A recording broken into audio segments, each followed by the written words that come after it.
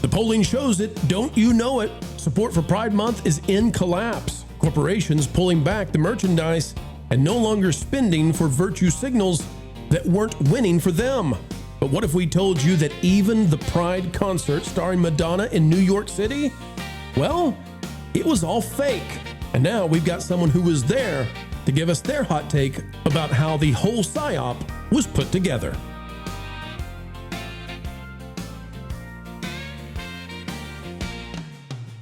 Folks, we never stop endeavoring to bring you the news. Keeping you ahead of the culture curve is what we do. With a passion, with a zeal that makes the drive-by squeal. Stop it, you. But welcome to the new media and welcome to the Pro Channel. Folks, we need you to click that like button, share this out, and if you have not yet done so, click it, stick it to the algorithms. It is the notification bell. Folks, we've been covering the crash of Pride support, and we're not taking a position one way or other. We're just telling you the data, the stats, all of that. And at the beginning of June, Madonna took the stage in NYC because, of course, she's hip, she's fresh, and, well, maybe her hips aren't fresh, but she's hip and fresh. And Madonna showed up for a Pride concert. And the legacy drive-by going extinct dinosaur media, they made it seem like it was a huge deal. Madonna is leading Pride parades in NYC. There are crowds everywhere. We'll show it to you, folks. We can't play the audio, but just for a moment because of copyright issues. But here's Madonna as she appeared. We put this out there, but it's all lies. I'll show you why in just a second. All right, that's all the audio we can play, but you can watch Madonna there in her Pampers. She's doing her thing. Oh, that's too mean. I can't say that. But look at this, folks. Here's a look at the crowds, okay? New York Mickey says, a historic moment in Times Square. At 67 years old, Madonna proved once again why she's still the queen of pop. Of course, this was presented by a company that we won't even say the name, starts with Grind, and it's not about coffee. It says, fans packed Times Square for a night of music, pride, and pure New York energy. All right, here's the look at the crowds. All right, let's see if we can play a little bit of audio. All right, so there's Madonna, and here's the crowds. Look at all the crowds. Oh, my gosh, what a Pride night at New York City. Everybody is so excited to be there. Except, Michelle, you were there. Yes. Michelle, how did this really happen? How did these crowds actually appear? And, well, just take it from the top. How were you there when Madonna came out? Yeah, so my niece, and a friend of mine, we were going to see Hamilton at 7. Yeah, it started at 7. So we were in Times Square about 6 o'clock, and I noticed the bleachers were filling up and they were all looking in that direction. And we just kind of walked around, and there were all kinds of camera people and cameramen. And the one camera guy was like, if you girls don't move, you're going to get crushed. No, we would not have been crushed. But we finally were just kind of like, well, what's going on? And some lady was like, hey, they say Madonna's going to perform. Well, now this is important, Michelle. They say that Madonna is going to perform. They say, okay, keep going.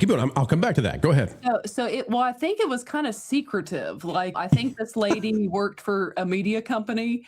And yeah, so was there a huge crowd? I mean, it's Times Square. Like, when is there not a huge crowd? And let's just say I had plenty of space and I was like directly in front of that, basically. Yeah, to the right there. You stared straight into the heart of Madonna as she walked out on stage. Is that fair? Yeah, let's just say it wasn't difficult to get good seats. Okay, so this is the key to it. They did this, Michelle. Everything is a freaking psyop now. And it's so great that you were there because you can tell everybody how this played out. So Times Square is always filled with tourists. Yes. What they did is they didn't know that it was Madonna. They didn't know who it was going to be. They just knew something's going to happen because they got bleachers and they got cameras. So everybody kind of stops and all the tourists are like, what's going to happen? And then they bring Madonna out. And guess what? These people probably don't know with their cell phones who the heck this is that's just appeared. They just think as tourists, oh boy, something's happening. And then the media runs with this and tries to claim, look at all the people out in New York. It's New York City. You couldn't, give a heads up on this and get a pride parade going. They couldn't. They had to get tourists in Times Square who had no clue what was going on to gather up so they could bring Madonna out and do a pride thing that they didn't even know what this is. It's all fake, Michelle. Every bit of it is totally fake. Yes, and it was at like she came on at 6:30, which is right as the time a lot of people just like us are on their way to go to a show because Right. Broadway shows start This at is the 7. greatest. So yeah, it and then as far as Pride, I'm proud to say I didn't even know what grind was. That was the only thing you saw. Coffee beans. Was their sign. Coffee beans, Michelle. I guess you don't go to Disneyland then, because they talk about unofficial events there. Okay. So the only thing was it was pink and they would show their, I guess, their symbol occasionally, but there was 0 even pride flags in Times Square. So you would not know it was a pride event.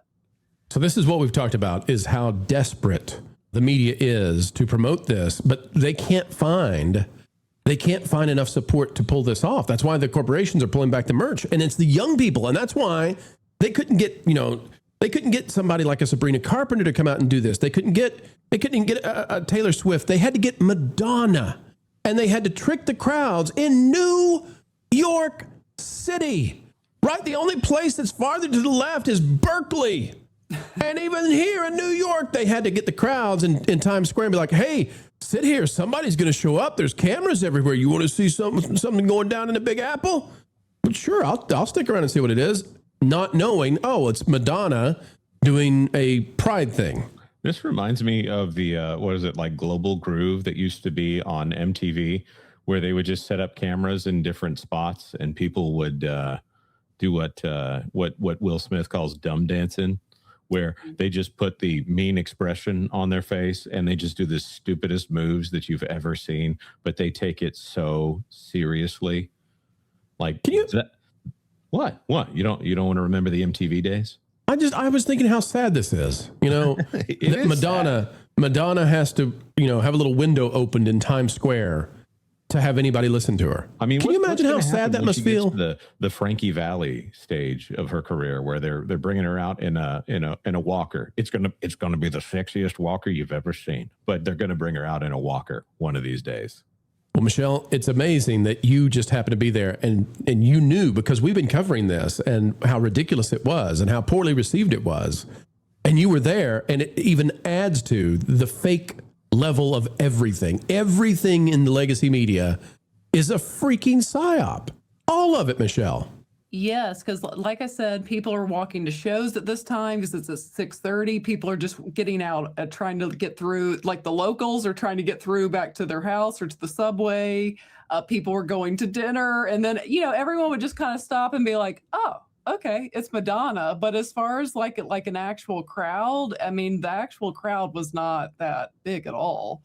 I decided to do a meet and greet at the right before I got on to Harry Potter in the Ministry of Magic. It was a 3-hour wait in the queue. That's we need to set that up. We could do that, Jonas. We could, until we get kicked out of the park, but we could do that. We could do a meet and greet at the very end of a very popular attraction and then pretend that all the people were there to see us. That's what they did. We're laughing about it, but that's what they did. Hey, look at everybody here for Madonna. No, this is just Times Square, and you all like built bleachers and had people sit down and say, hey, look, what we're going to put up on stage. Boy, oh boy. It even made me wonder, like when the camera guy was like, you ladies need to move or you might get crushed.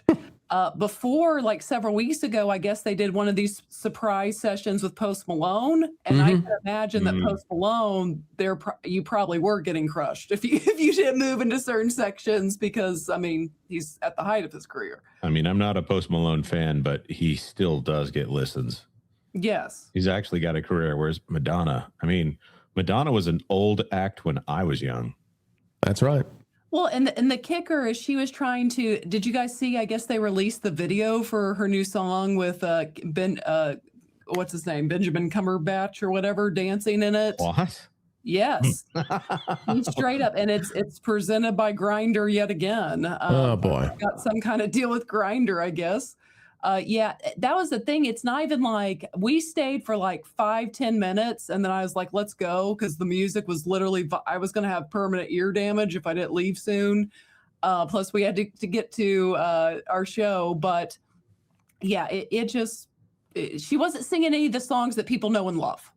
You know, there was no Material Girl. There was no Like a Prayer. There was none of those songs. It's hard to sing Like a Virgin now. I mean, that's a difficult song for Madonna to pull off in the Pampers. It was just her modern music that was really bad.